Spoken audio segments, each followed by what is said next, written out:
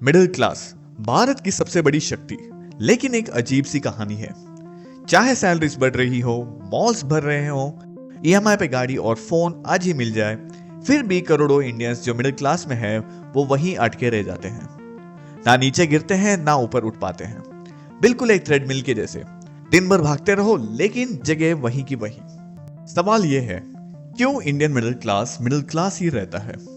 नमस्कार, मैं हूं सुप्रीत कुलकर्णी और आप देख रहे हैं इंडिया अनप्लग्ड। आज की वीडियो में हम समझेंगे 9 सॉलिड रीजंस जो इंडियन मिडिल क्लास को इस ट्रैप में बांध कर रखते हैं, और साथ ही हम डिस्कस करेंगे कि इससे निकलने के लिए क्या करना होगा।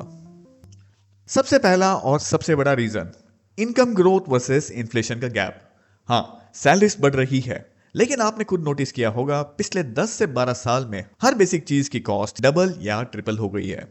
एग्जाम्पल लीजिए, एक डिसेंट प्राइवेट स्कूल की एनुअल फी जो 2010 में 40 से 50 हजार थी, आज इजीली 1.5 से 2 लाख तक पहुंच गई है।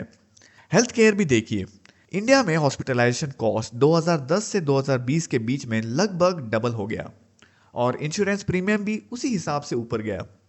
हाउसिंग और रेंट का सीन तो और भी खतरनाक है। मेट्रो सिटीज में पिछले एक डेकेड में रेंट एवरेज 80 to 100% बढ़ चुका है, लेकिन हमारी सैलरी ग्रोथ उतनी कंसिस्टेंट नहीं रही।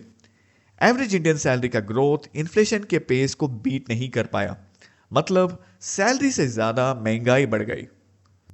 दूसरा रीजन है ईएमआई कल्चर। आजकल फोन हो, फ्रिज हो या कार हो, सब कुछ ईएमआई पे।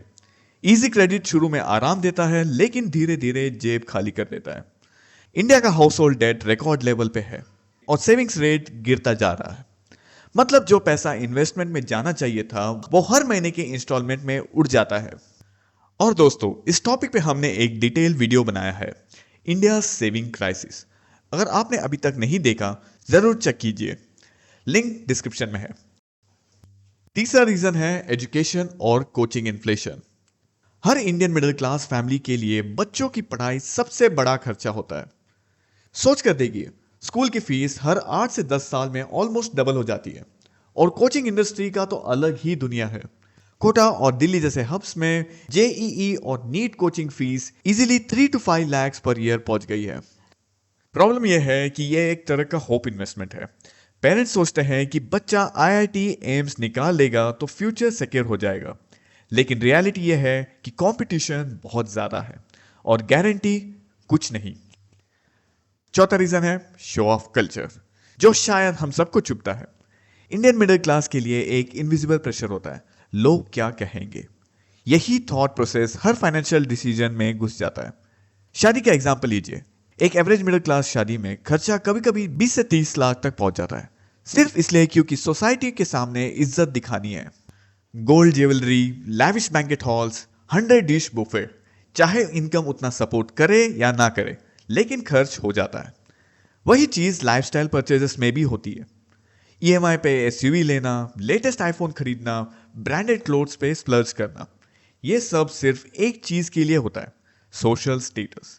मतलब मिडिल क्लास अपने फाइनेंशियल फ्यूचर की प्लानिंग करने के बजाय अपना प्रेजेंट इमेज सिक्योर करने में ज्यादा पैसा उड़ा देता है।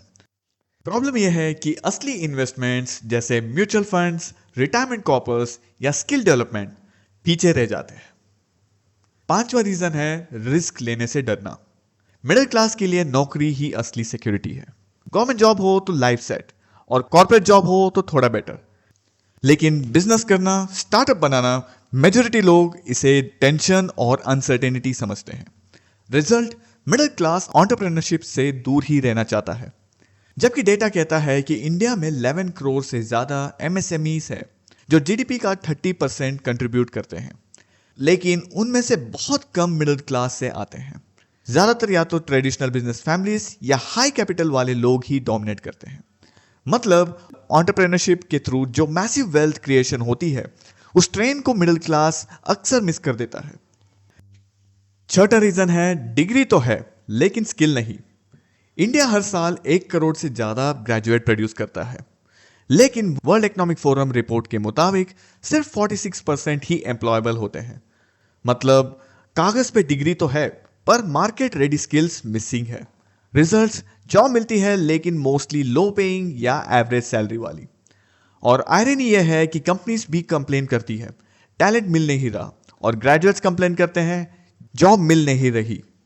यानी एक तरफ डिग्री इन्फ्लेशन, दूसरी तरफ स्किल डेफिसिट। सातवां रीजन है मिडिल इनकम ट्रैप। मतलब मिडिल इनकम लेवल जॉब्स तो मिल जाती है, लेकिन उनसे आगे जंप करके हाई पेइंग जॉब्स तक पहुंचना मुश्किल होता जा रहा है। क्यों? क्योंकि नए हाई सैलरी जॉब्स उतनी तेजी से जनरेट नहीं हो रहे।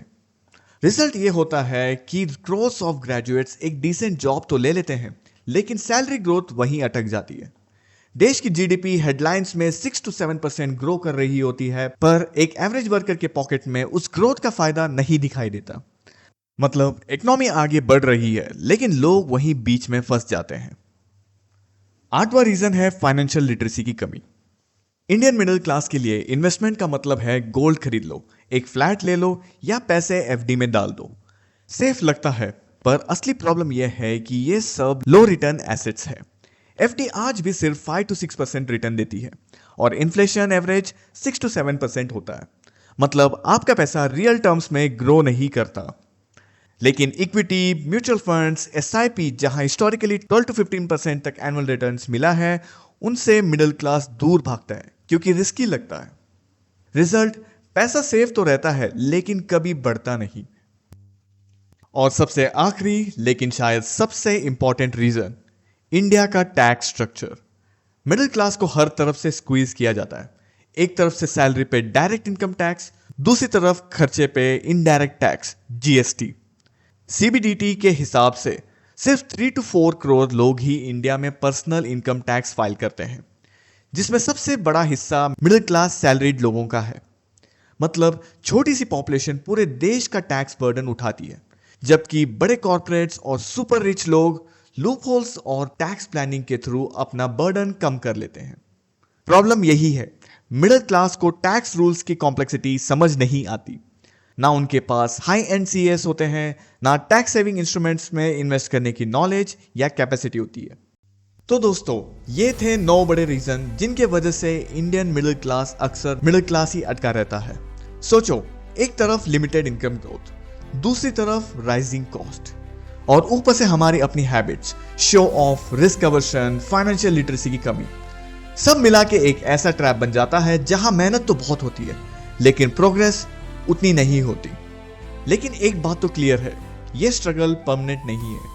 अगर माइंडसेट चेंज हो, हैबिट्स इंप्रूव हो और हम स्मार्टर फाइनेंशियल डिसीजन ले, तो मिडिल क्लास के लिए भी ऊपर उठने का रास्ता खुल सकता है। अब सवाल यह है, इसका सॉल्यूशन क्या है? क्या सिर्फ सरकार ज्यादा जॉब्स क्रिएट करे तो प्रॉब्लम सॉल्व हो जाएगी, या फिर असली चेंज हमारे अपने हैबिट्स में छुपा है, जैसे सेविंग्स और स्मार्ट इन्वेस्टमेंट को सीरियसली लेना, अननेसेसरी शो ऑफ को कम करना और स्किल्स को कॉन्स्टेंटली अपग्रेड करना। मैं चाहता हूं आप भी इस डिस्कशन का हिस्सा बने। आपके हिसाब से सबसे बड़ा रीजन क्या है जो इंडियन मिडिल क्लास को मिडिल क्लास बनाए रखता है? अगर आपको यह वीडियो इंफॉर्मेटिव लगा तो लाइक बटन दबाओ और अपने दोस्तों के साथ शेयर करो, और इंडिया अनप्लग्ड को सब्सक्राइब करना मत भूलना। जय हिंद।